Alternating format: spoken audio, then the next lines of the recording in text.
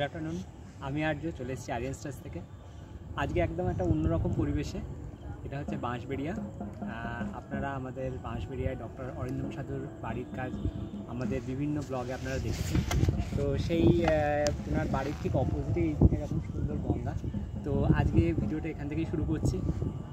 তো আজকে ভিডিওটা এই কারণে করা, আপনাদের অনেকের কমেন্টসে আপনারা লিখে পাঠিয়েছেন যে আমরা কলকাতা বা টুকরো চন্দননগর বাঁশবেড়িয়া বা এই লোকেশনের বাইরে কাজ করি কিনা। তো হ্যাঁ, আমরা অবশ্যই আমরা কলকাতা এবং কলকাতার বাইরেও কাজ করে থাকি।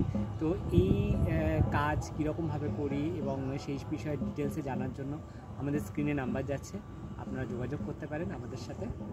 আর এইটুকুনি, ভালো থাকবেন।